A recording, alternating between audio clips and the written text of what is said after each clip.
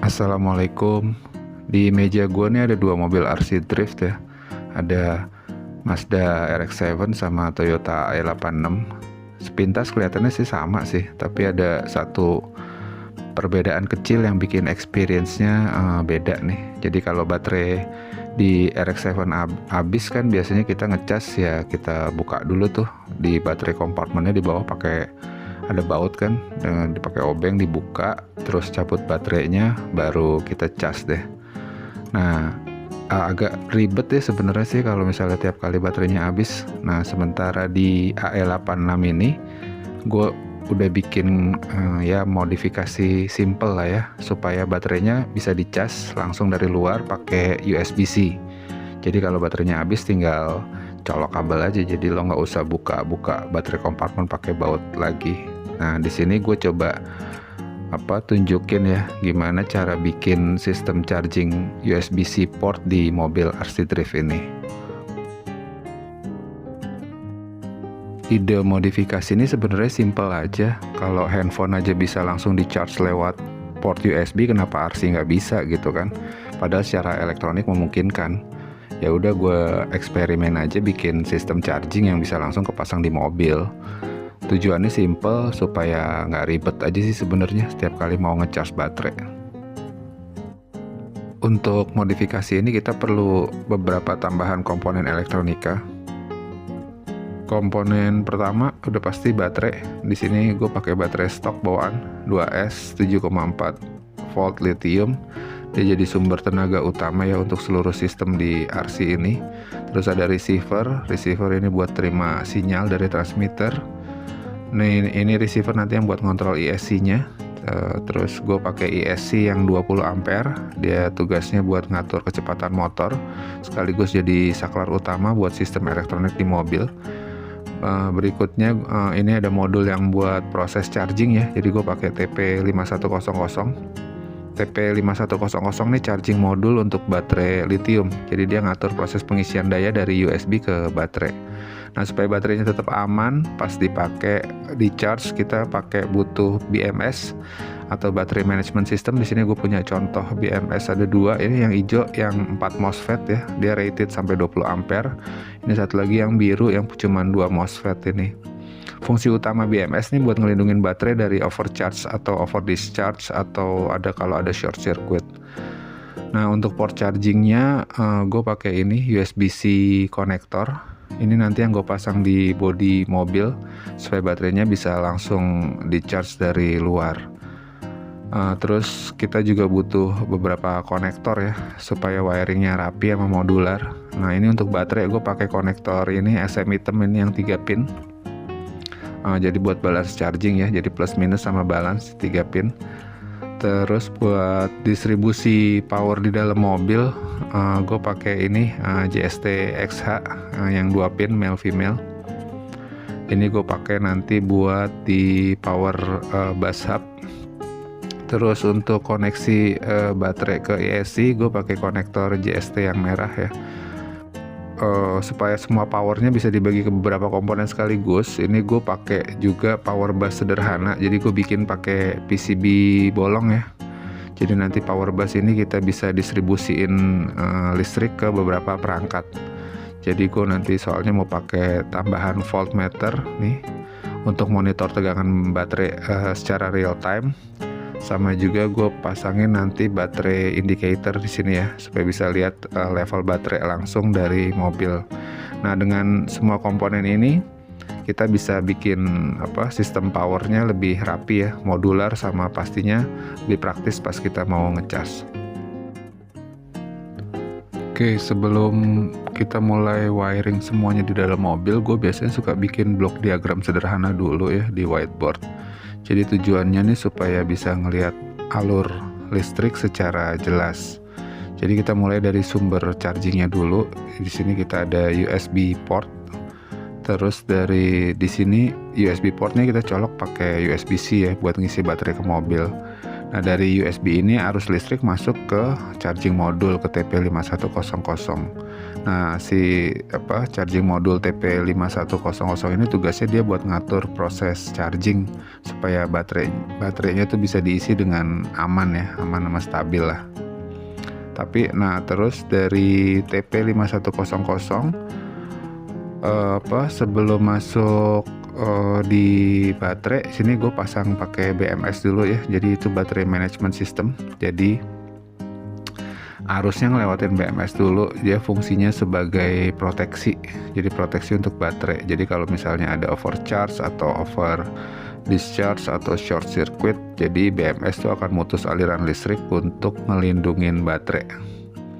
Nah, setelah ngelewatin BMS baru nanti listrik tuh masuk ke power bus. Sini gue bikinin power bus tuh kayak kayak terminal distribusi listrik kecil ya di dalam mobil ya. Jadi dari satu titik nih listrik bisa kebagi ke beberapa komponen sekaligus. Jadi misalnya salah satu komponen yang menerima listrik nih dari power bus buat ke ESC. Terus ini juga gue buat ngontrol listrik ke voltmeter sama ke baterai indicator. Jadi kita bisa lihat monitor kondisi baterai secara langsung. Jadi kalau diringkas kira-kira alur listriknya kayak gini ya. Jadi USB masuk ke TP5100 buat ngisi baterai, tapi melalui BMS dulu, baru dari BMS didistribusiin ke power bus ke seluruh sistem mobil RC. Jadi dengan diagram kayak gini kita bisa mastiin wiringnya untuk supaya benar sama aman. Tadi kita udah lihat ke blok diagramnya. Sekarang kalau kita zoom in sedikit ya ke dalam, ngelihat wiring diagramnya kayak gimana. Jadi di sini kita mau coba lihat jalur positif negatif dari keseluruhan sistem nih. Jadi ketika charger USB-C dicolok ke mobil, dia listrik akan masuk ke modul ini TP5100 ya, ke charging modul. Nah, dari TP5100 ini output charging akan menuju ke baterai tapi melalui BMS dulu. Fungsinya BMS itu sebagai sistem proteksi. Setelah baterainya keisi, listrik dari baterai kemudian dia akan keluar melalui BMS dan masuk ke power bus. Power bus ini fungsinya sebagai kayak titik distribusi listrik ya ke seluruh sistem di mobil ini. Jadi dari sini listrik nanti akan dialirin ke ESC sebagai pengontrol utamanya motor. Terus juga dari power bus ini dia kasih listrik ke komponen lain kayak ke voltmeter atau ke baterai indicator. Nah, kalau kedua perangkat ini gue pasangnya di setelah saklarnya ESC. Jadi voltmeter sama baterai indicatornya dia baru nyala pada saat saklar ESC-nya dinyalain. Jadi dengan konfigurasi ini kita dapat sistemnya lebih aman, modular sama praktis ya untuk chargingnya. Sekarang gue mau buka ya mobilnya. Gue mau ngasih lihat gimana semua komponen ini dipasangnya di dalam mobil. Jadi ada yang gue taruh di chassis, ada juga yang gue taruh di body. Mulai dari baterai, charging modul, BMS, power bus yang buat distribusiin listrik ke beberapa komponen, USB-C portnya, voltmeter, baterai indicator juga kepasang di bodi mobil supaya aksesnya gampang dari luar. Kalau dengan layout kayak gini seluruh sistemnya tetap kompak sama modular, jadi mudah ya kalau misalnya ada troubleshoot ke depannya kita bisa lihat di sebelah mana, kita tinggal repair yang rusaknya aja. Jadi dan juga tetap mudah untuk di-maintain kalau misalnya suatu saat perlu dibongkar. Ini gue cara placement sama wiringnya kayak gini. Jadi dari tergantung RC sama skala RC yang lo punya. Jadi placementnya bisa sesuai kreativitas masing-masing ya. Jadi kalau di sini baterai sama BMS-nya gue taruh di dalam tuh di kotak baterai kompartemen yang lama. Terus untuk outputnya dari baterai yang gue pakai soket SM hitam yang 3 pin.